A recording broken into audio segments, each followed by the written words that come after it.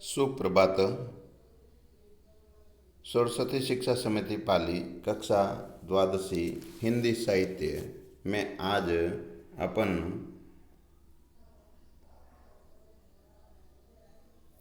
पाठ 2 मंदोदरी की रावण को सीख में भाग 3 को पढ़ना शुरू करेंगे, जिसमें पद जो चरण दे रखे हैं। नाथ दीन दयाल रघुराई, बागों समुख गए न खाए, चाहिए करन शोक सब करी बीते, तुम सुर असुर चराचर जीते, संत कही असनिति दसानन, चौथे पन जाए नृप कानन, तासु भजन कीजिए तब भरता, जो करता पालक सहरता। इसमें ये पद साथ में एक चरण और दे रखा है। सबसे पहले अपन इसके कठिन शब्दार्थ की ओर थोड़ा देख लेते हैं, जिसमें बाघ सन्मुख सामने या शरण में सूर देवता, चराचर चेतन अथवा जड़, चौथे पन की अवस्था, कर्ता निर्माता, जन्म बढ़ता, पालन करने वाला, सरता संहार करने वाला, भूप इन राजा, रघुराय यानी राम, गात इन शरीर, अहिवात इन सौभाग्य, अजधाम यानी ब्रह्मलोक, और प्रतिप्रत्योग और लोक कल्पना यानी सारे लोक की कल्पना। इसका प्रसंग अपन देखना शुरू करते हैं। सबसे पहले कि प्रसंग क्या लिखा है।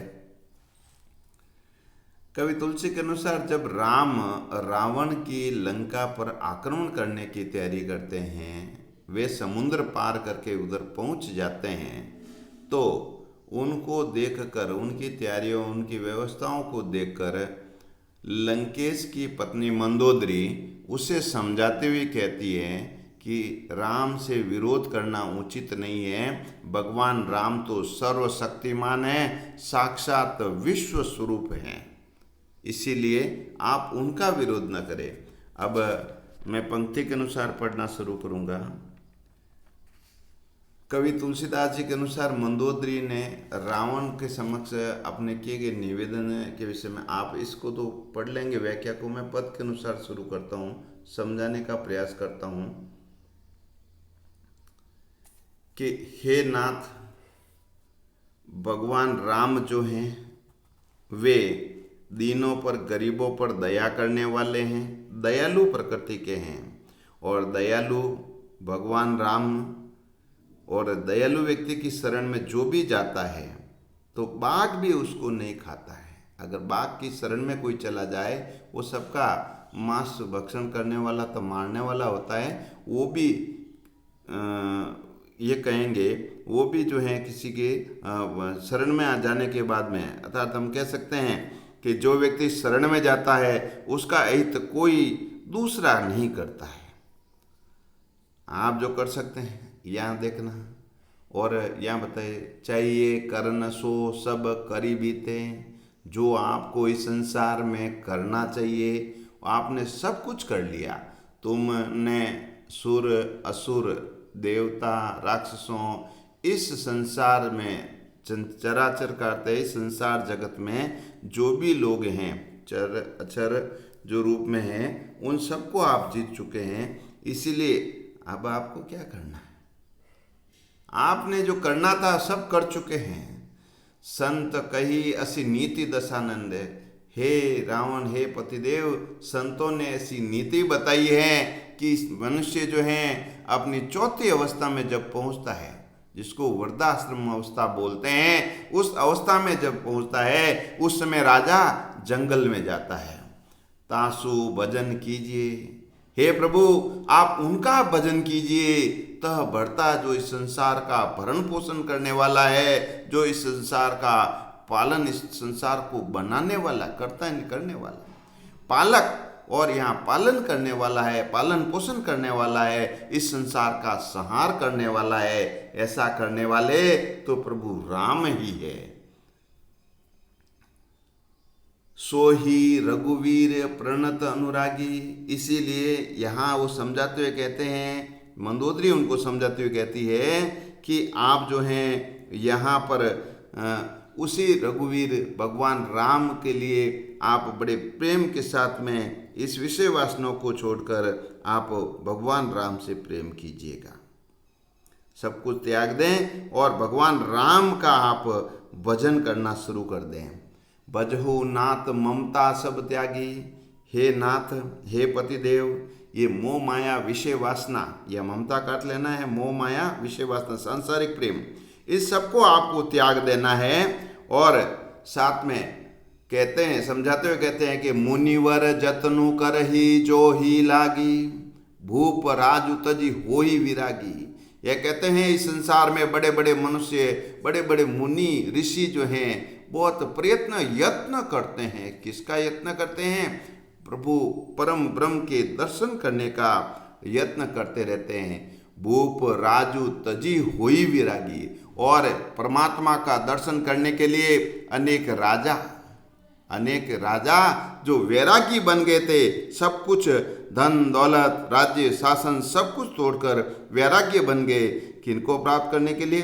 भगवान को, परमात्मा को, परम ब्रह्म को प्राप्त करने के लिए। सोई कौशलाधीश रघुराया, अरे वे ही इस कौशल के नरेश अवधपति भगवान श्री राम जो हैं, आयु करण तो ही पर दाया, अरे तुम पर दया करने के लिए यहाँ पर आए हैं। अतः हे प्रियतम, अतः अंतिम भक्ति देखना, जो पिय मानव मोर सिकावन, सूजस होई त्रिपुर अति पावन।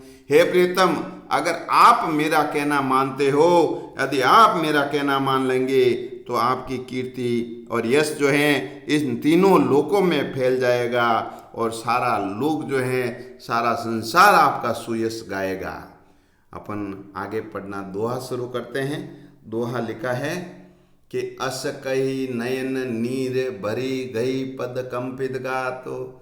कहते हैं ऐसा कहते कहते मंदोदरी की आंखों में अश्रुओं की धारा बह गई, आंखें पानी से, आंखें आंसुओं से डबडबाने लग जाती है। और ऐसा कहते कहते वो रावण के पाँवों में पाँव में कंपित गात, उसका जो शरीर है कांपता वो पाँवों में बैठ जाती है।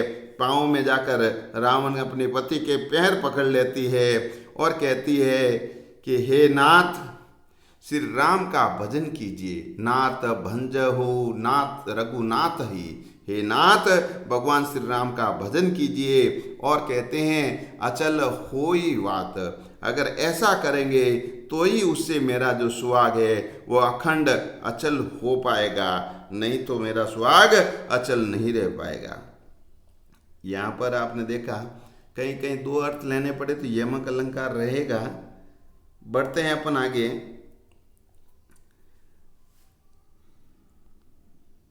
सजल नयन कहा झुक कर जोरी, सुनो प्रांत बीनती मोरी। अब आंखों प्राणपति बीनती मोरी, यहाँ अर्थ प्राणपति पढ़ना है, प्राणपति। कंतः राम विरोध परिहरु, जानी मनुज जनी हट मन धरहु। कंचन राम विरोध परिहरियु, जानी मनुज जनी हट मन धरहु। अपन दो दोहा, इसमें दोहा भी नीचे देख लेते, दे रखा है। विश्वरूप रघुवंश मणि करहु वचन, विश्वासु लोक कल्पना वेद अंग अंग प्रतिजासु। मैं अर्थ करना साथ में शुरू करूंगा, देखना आप। प्रसंग आपका अभी वही चल रहा है कि यहाँ पर रावण और मंदोदरी के बीच में वार्तालाप हो रहा है। ये लंका कांड का जो अर्थ लिया गया है, जिसमें मंदोदरी रावण से निवेदन कर रही है कि आप किसी तरह जो अपार शक्तिशाली, जो इस विश्व के संसार के जो परम ब्रह्म विश्व स्वरूप भगवान राम जो बहुत शक्तिशाली महिमाशाली है, आप राम का विरोध नहीं करें और उनका जो विरोध करना त्याग दें। अब अर्थ करना शुरू करते हैं। गोस्वामी तुलसीदास जी के अनुसार मंदोदरी का यहाँ चित्रण करते हुए इन्होंने बताया है कि वो नेत्रों में क्या करती, नेत्रों में जल भरकर हाथ जोड़कर विनम्र भाव से रावण से कहती है, हे पतिदेव कृपा कर आप मेरी एक बार विनती सुनिए। हे प्राणनाथ श्री राम से विरोध करना छोड़ दीजिए, मेरी विनती है। कंचन राम विरोध परिहरियु, ने त्याग देना, छोड़ना। आप उन्हें जो सामान्य जानी मनुज जनी हट मन धरहु, आप जो उसको साधारण मनुष्य जान रहे हैं, ऐसी जो हट कर रहे हैं, जिद करना जिसको बोलते हैं। इन मेरे वचनों को आप ध्यान से सुन लें कि आप मन में जो ऐसा हट मत करें कि ये सामान्य मनुष्य नहीं, ये सामान्य मनुष्य नहीं। ये तो कहती हो अंत में दोहे में बताती है, विश्वरूप रघुवंश मणि करहु वचन विश्वासु। आप मेरे वचनों का विश्वास करें कि भगवान राम जो हैं वे रघुकुल के तिलक विश्व स्वरूप में हैं। अर्थात वो समझाती है कि सारा संसार जो है इनके शरीर में वास करता है। लोक कल्पना वेद, जिनके अंगों में वेदों की कल्पना है, वेद उनके अंगों में सभी लोकों की कल्पना करते हैं। अर्थ बताते हैं कि वेदों में जो राम है वही भगवान राम है। साथ में जो सर्वव्यापक है, सर्वस्वरूप है, सर्वशक्तिमान है, परम ईश्वर के रूप में है, जिनका वर्णन हुआ है वही परमात्मा साक्षात तुम्हारे सामने आए हैं। इसलिए आप इनका विरोध त्याग दें। अपन यही मैंने सारा विवरण यहाँ लिखा है। आप एक बार व्याख्या करने के लिए देखेंगे तो एकदम आपके लिए उचित रहेगा कि सारी बात जो मंदोदरी यहाँ बताती है उनका पूर्ण विवरण यहाँ पर मैंने दिया है।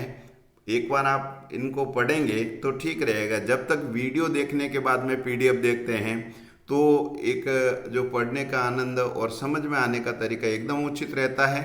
मैं अंत में यहाँ विशेष के रूप में आपके ऊपर ले जाता हूँ, जहाँ पर अपन आराम से कर सकते हैं। जो अंतिम चौथा बिंदु रहता है, कवि ने मंदोदरी की पतिव्रता और साथ में भगवान राम के सर्वशक्तिमान, एक राम की जगह आप क्या पढ़ेंगे, छपने में कभी मिस्टेक थोड़ी हो जाती है, भगवान राम। यहाँ भगवान राम सर्वशक्तिमान है, परमेश्वर स्वरूप उनकी व्यंजना करते हैं, भाषा अवधि है, गुण प्रसाद हैं, चौपाई दोहा छंद उद्बोधन शैली या अनुप्रास और यमक अलंकारों का प्रयोग हुआ है, तत्सम तद्भव शब्दों का भी प्रयोग हुआ है। और अंत में अपन गृहकार्य में यहाँ पर आपको पद की जो व्याख्या, सप्रसंगी व्याख्या एक बार करने का प्रयास करेंगे।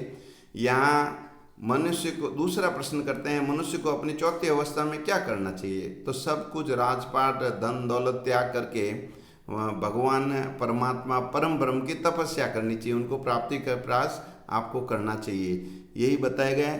अंत में एक प्रश्न और है, ऋषि मुनि किसकी प्राप्ति के लिए यत्न करते हैं। साधारण बात है कि उस परम ब्रह्म की प्राप्ति के लिए सब कुछ अपना त्याग कर वो प्राप्त करने का प्रयास करते हैं।